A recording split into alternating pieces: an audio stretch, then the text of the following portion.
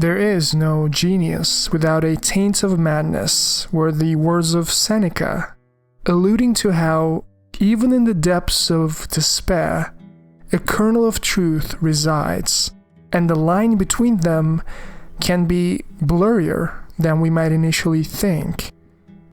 Known as the Sanctum of Sage Midra, and is a region forbidden by the Hornsent.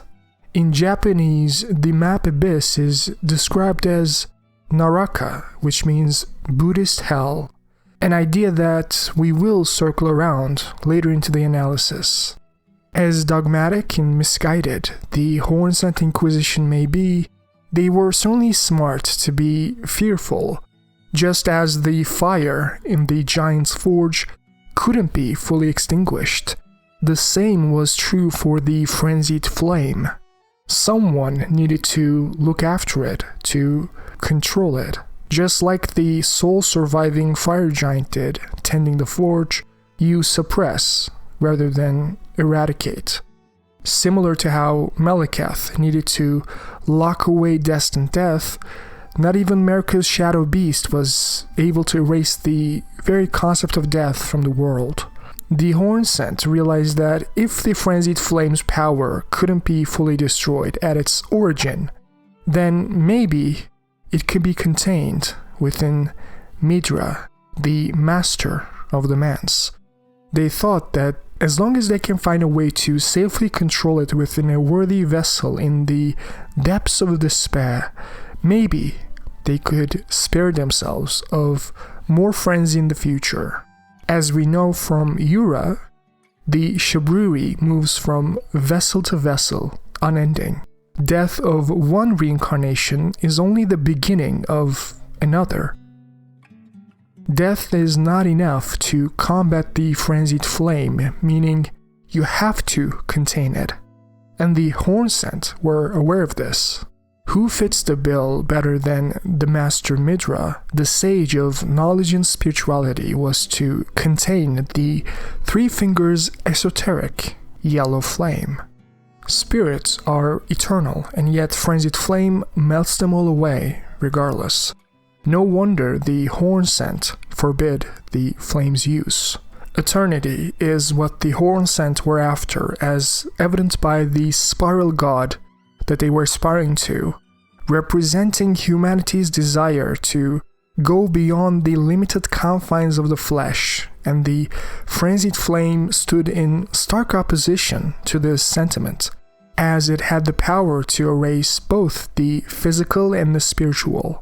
And Hornsent's desire for godhood in the name of eternity is undeniably similar to the eternal queen Marika, don't you think?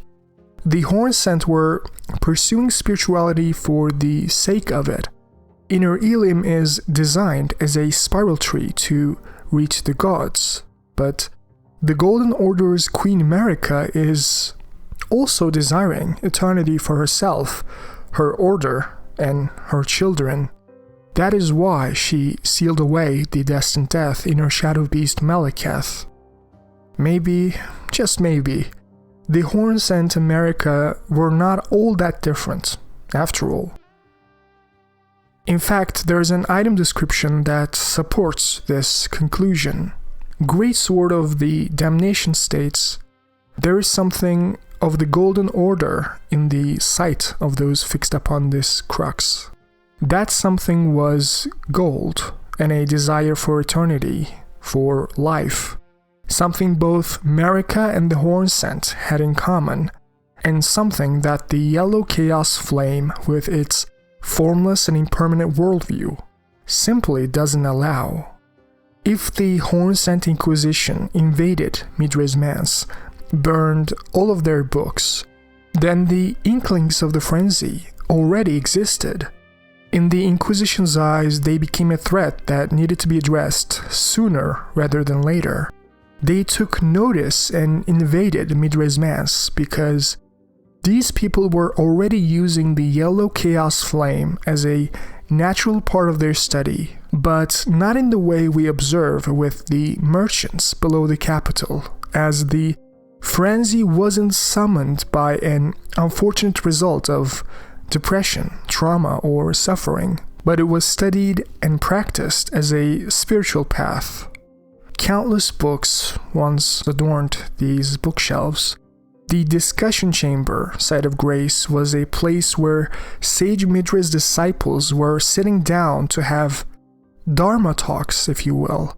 They talked days on end to understand the nature of the cosmos, frenzy, existence, and the one great on a theoretical and spiritual level. That was all they were doing. As one of the Midra's Hornsent disciples says towards the inquisitors, "I beg you stop, haven't I taken enough? Are we not brethren, common in our line? And yet you offer only cruelty. I ask, what crime did great Midra commit?" The answer is, Midra didn't commit any crime other than using the yellow flame for understanding and spirituality, along with his trusted maiden, Nanaya, by his side, as evidenced by the peaceful and calm portrait of their safe haven once upon a time. But after the Hornsent's cruelty towards them, the frenzy was summoned in a much darker light. The matting hand states, "A glove stitched together from the flayed skin of the victims of a butcher's bloodbath, forged of an unyielding black impulse toward revenge, fostered in those who were hunted down as heretics by their own brethren. These are the weapons of the utterly downtrodden." When the Hornsent disciples studying under Midra were butchered in a bloodbath of their brethren's making, Midra's disciples flayed the Inquisitor's skin, not unlike the Godskin apostles, as revenge. Just like the merchants summoning the frenzy, so did the disciples in agony, betrayal, and suffering. As if you look at the 10 disciples of Midra who were punished with the Hornsent's golden barbs, these people were executed outside the manse to scare away anyone else from approaching, to make a point of what happens to people who meddle with the frenzied flame, the chaos incarnate that seemingly doesn't have any wholesome applications.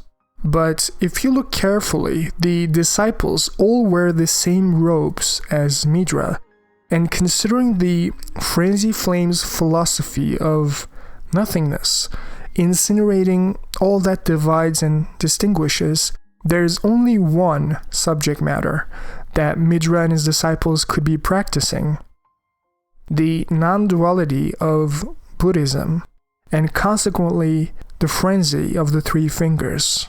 The yellow chaos flame that desires to go back to the one great, back to the Big Bang of Elden Ring, the moment when it all began, just so that the mistakes, fractures, and the suffering of life is transcended.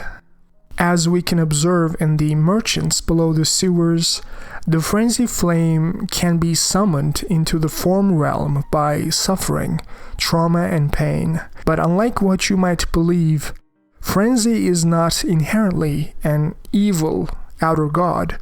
The frenzy actually wants to address the suffering intrinsic to humanity by regressing back to the one great, by becoming whole with the primordial oneness in a state of neither perception nor non-perception.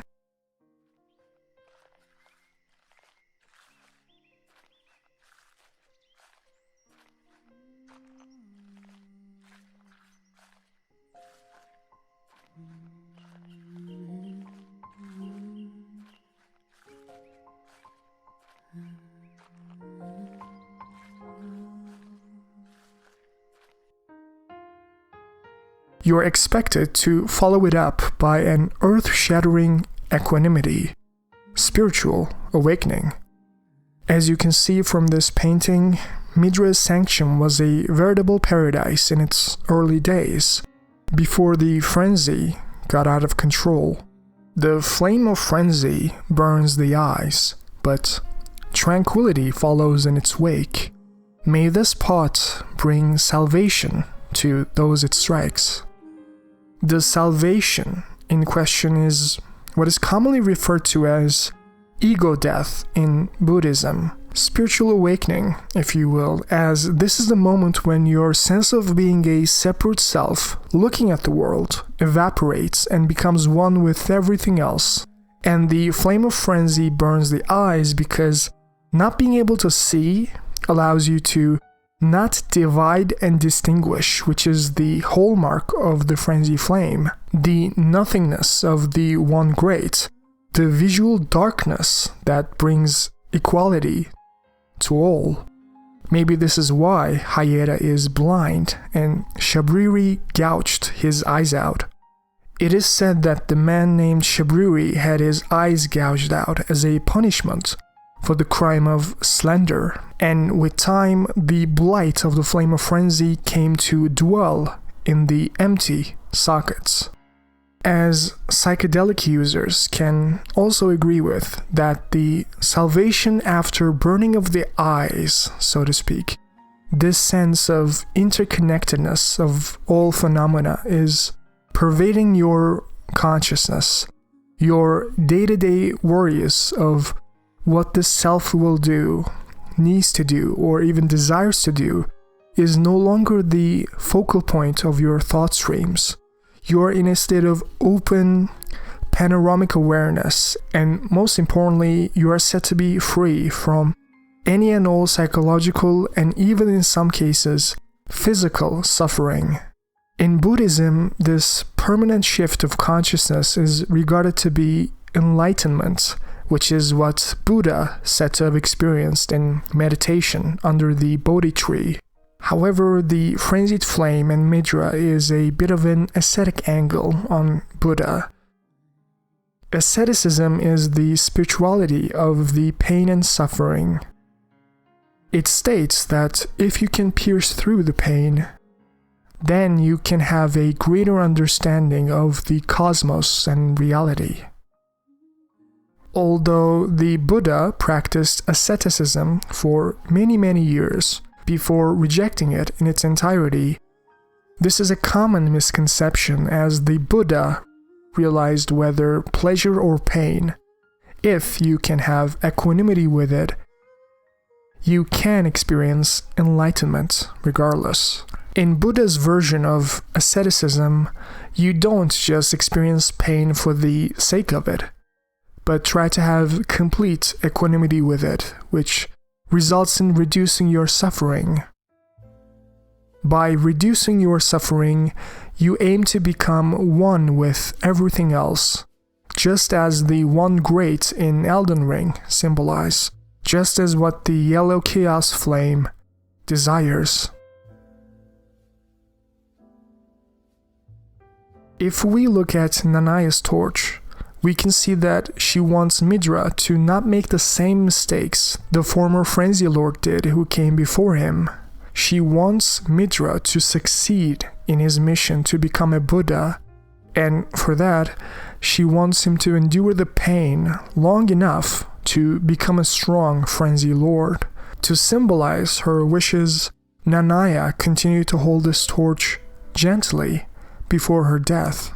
A torch made by attaching a dying flame of frenzy to a small spinal column. In a distant land, in an age long past, was born a man who failed to become the Lord of Frenzied Flame. All that remains of him is cradled gently by Nanaya. Her former Frenzy Lord-to-be failed to become one, so Nanaya held on to him as a constant reminder for Midra to not make the same mistakes he did, to endure the pain long enough until his spiritual awakening. In this room, we can see a bunch of fingers hidden inside, which symbolizes how the 3 fingers were studied by the disciples within the sanctum, as a craftsman who served Midra has a cookbook. These fingers were probably taken from the finger ruins in the Shadow Realm. After all, Meteor was the mother of fingers, and maybe by studying her offsprings, they could learn something about the three fingers to understand a little bit more of the frenzied flame. An eyeball of the frenzied flame that has swollen from within, marked with fingerprint burns, proof of having been touched directly by the three fingers' embrace. Perhaps the cloth being veiled over them was an attempt of the Hornsent Inquisitors to make sure the fingers were not seen, an attempt to prevent their irresistible temptation. A record of crafting techniques left by a craftsman who served Midra, master of the manse, and Nanaya, its lady. His eyes were burned by the flame of the frenzy. Before we go forward with the analysis, we need to understand what pain is on a neurological level, what Midra aspired to be with the frenzied flame, how the pain and agony actually had a scientific basis. In Pediatrician and Pain Management Specialist Elliot Crane's TED Talk named The Mystery of the Chronic Pain, he mentions how after a physical injury, about 10% of the time, the pain that should have been long gone persists for whatever reason in these patients, for many months to even years, which turns it into a chronic condition, turning pain into not a symptom, but its own disease. His patient, Chandler, whom you see in this photograph, is experiencing such a condition. Imagine what your life would be like if I were to stroke your arm with this feather, and your brain was telling you that this is what you were feeling, a blowtorch. Chandler, in her dance rehearsal, fell on her outstretched arm and stretched her wrist. This is what her arm looked like when she got to his clinic 3 months after her strain. The pain spread from her wrist to her hands, fingers, and all the way to her shoulders. She had something called allodynia. Even the lightest touch of a sleeve of a garment caused excruciating pain. In other words, the light feather and the blowtorch scenario. How can the nervous system get this so wrong? How can the nervous system misinterpret an innocent sensation of a feather to a blowtorch? See, you might think that your brain, which creates the sensation of pain on a neurological level, is hardwired. When you stub your toe on a coffee table, you might think that all that happens is the nerve impulses from your toe signals your brain that you're hurt, which results in the experience of pain. But the truth is much more complicated than that. The pain signals, the neurotransmitters, spill on 3 dimensions, laterally, vertically, up and down in the spinal cord, and start interacting with the other adjacent cells. These cells, called glial cells, were once thought to be unimportant structural elements of the spinal cord that did nothing more than holding the nerves. But as it turns out, the glial cells have a vital role in the modulation, amplification, and in the case of pain, the distortion of your sensory experiences. A chronic pain that creates a self-fulfilling feedback loop where the glial cells keep signaling the pain to get worse and worse, even if there is no physical reason for you to experience it. The sensation of pain, which Midra is undoubtedly very familiar with, is not just a physical experience. When it comes to how much you suffer or how you perceive that pain, it has a very strong psychological component to it. The way your brain interprets the physical pain can either amplify it out of proportion, like Chandler's case, or it can do the exact opposite. It can reduce its suffering or the perception of it by what is called meditation, which is something practiced in Buddhism to end suffering. Neuroplasticity is an important term for meditators, as it states how experiences change the way your brain is wired, constantly and dynamically. Your brain is not hardwired, but constantly adapts to its environment. And in mindfulness meditation, the Buddhist monks are rewiring their glial cells, if you will, to experience pain differently than your average person. You reduce your perception of suffering by reducing your resistance to pain. The key to this neuroplasticity is that you're not trying to deny or reduce the pain itself. In Buddhism, pain and suffering are two different things. Your job is to accept and open up to the sensation of pain as much as possible to reduce your self-clinging, and that will open you up to a different state of consciousness. As hard as it may look, having equanimity with smaller, much more manageable physical discomforts, like sitting cross-legged for 1 hour, is a safe ascetic path open to all spiritual practitioners. Although you don't have to go overboard, just as the aged one's exaltation suggests, this path requires a lot of patience for you to mature and fully ripen, not unlike a good bottle of wine. A talisman depicting the exaltation of the aging untouchable, whose head resembles a sprig of ripe grapes. Gift your madness to our Lord. Bless our brethren with grapes. Take care that they fully ripen. Shinzen Yang, a popular Western Buddhist monk, puts this in a simple equation. Pain times resistance equals suffering.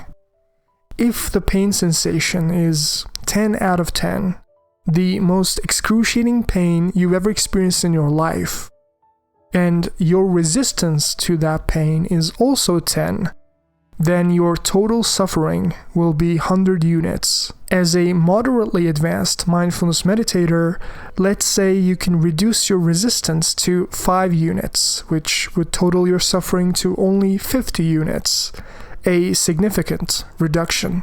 But if you're a completely enlightened being, like a Buddha, you can theoretically reduce your resistance to all the way to 0. And when you do the math, 10 times 0 is not 1, but 0. Your suffering is completely eliminated despite experiencing excruciating levels of pain.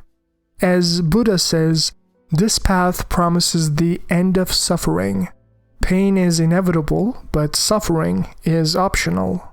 And if you can do this, you experience spiritual awakening shortly afterwards, which is precisely what Midra was trying to experience, to become nothingness itself, to become a wholly unattached being, as non-dual as it gets, just like the One Great once was before being fractured by the greater will. As the golden barbs inflicted eternal agony upon him, Midra held fast to Nanaya's entreaty.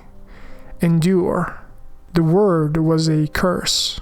In order to support this ascetic practice, Nanaya gives him a brooch adorned with 3 green jewels.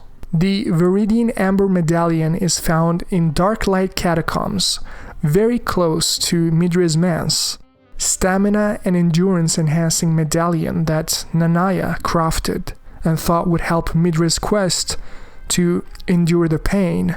The Hornsent Inquisition, fully knowing the path Midra was walking on, has punished him with these golden barbs, inflicting 10 units of unimaginable pain, if you will, as a sick joke, hoping that they could contain the frenzy within Midra, who would never be able to transcend such an otherworldly intense suffering.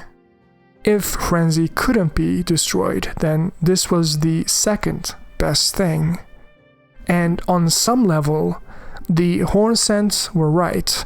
This wasn't like sitting on your cookie-cutter meditation pillow and doing a 15-minute long following your breath in mind wandering, as most Westerners who start mindfulness meditation gets instructed with. The amount of pain that Midra needs to endure here is on the levels of the burning monk, and only a true Buddha who transcended the attachment to existence and non-existence could turn this experience into, in Elden Ring's lingo, the one great, into an enlightenment experience. This is precisely why Nanaya asked him to endure this pain.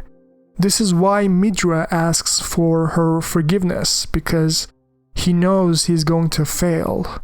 He has endured enough. Midra has been suffering so much for so long that he believes that this is more than enough.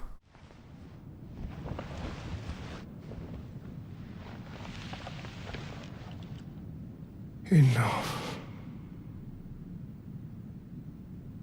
I have endured more than enough.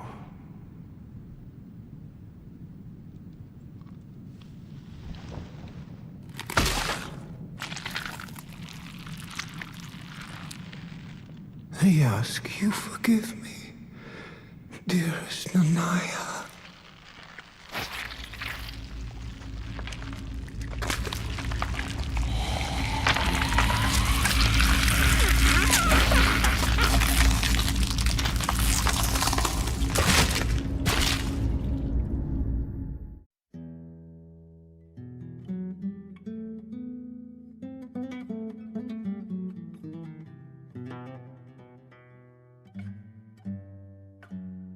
Just as the blue-feathered Branchsword states, the heart sings when one draws close to death, and thus does one cling so tenaciously to life, to render up a death worth offering.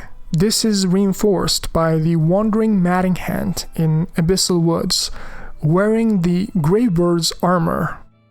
Frenzy, as I said, is heavily linked with ego death, which is what Midra is attempting to do at the end to become the strongest of all Frenzy Lords. As Nanaya asks Midra to do, enduring within this context is what increases the pain of Midra, which would lead to a stronger Frenzy Lord if he can reduce his resistance to 0. Similar to how the blue-feathered description regards pain and suffering to render up a death worth offering, the more you cling to life, the more worthy you become when you can let go of it. But Midra failed to endure enough against Nanaya's wishes, and ultimately failed to become a worthy lord, or more precisely, he became a weak one, as the Tarnished defeated him shortly after. The Lord of Frenzied Flame shall take their torment, despair, their affliction, every sin, every curse, all melted away, yet Midra, like others before him, was too weak to become a lord. That he was. The salvation regarded in Frenzied plot description makes so much sense in this context.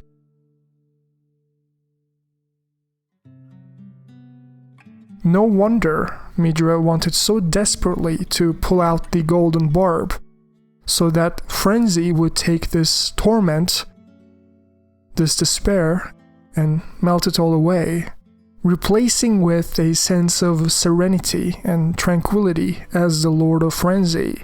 That's why he was desperately trying to stop enduring. I can see how this is a curse from which there is no deliverance. Although he did his best to endure, it was apparent that he was not yet a Buddha. It was apparent that he was not yet ripe enough. Midra saw Frenzy as a curse that he could not bear, and he didn't want it upon anyone else. Midra was scared, still he did not want to let go of his humanity to become one with the stars. We can only imagine the sort of burden of Midra, embodying the formlessness within form, trying to be impartial to the pain and suffering, trying to become a perfect being while inhabiting an imperfect body with attachments to Nanaya, to earthly existence. to humanity. Maybe in my analysis, what Midra missed in his spiritual path, the reason why his remembrance regards him as too weak to become the Lord of Frenzy, was the wise words of this senior Buddhist monk. Form is emptiness. Emptiness is form. In other words, maybe the distinction of mind and matter is only in our minds. There is a really cool story I want to leave you with because I think it illustrates really well Nanaya's entreaty and wish for Midra. There was once an abbot monk in a temple who was a senior practitioner of Zen meditation. At the time, Japan was on the brink of a political revolution, and the monks of the temple were not liked by the higher-ups. One day, a skilled assassin is sent to murder the abbot of the temple. After killing all the monks, he stands before the abbot and says, "What are your final words before I cut you down?" The senior monk stays calm, deep in meditation, unfazed by the assassin's words. Feeling a sense of unease, the assassin reaffirms his intentions. "I think that you fail to grasp the gravity of the situation, old man. Right here and right now, I can kill you without blinking an eye." The senior monk opens his eyes slowly, directly looking at the assassin with a gentle but firm gaze. He says, "My child, I can die without blinking an eye." After hearing those words, the assassin becomes his loyal disciple that day onwards.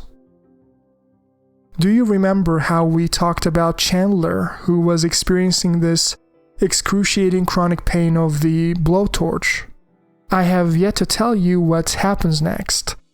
After rigorous physical therapy to retrain the nerves and supporting all of that with intensive psychotherapy program to address the despondency, despair, and depression that always accompanies severe chronic pain, 2 months later, Chandler was doing a backflip already.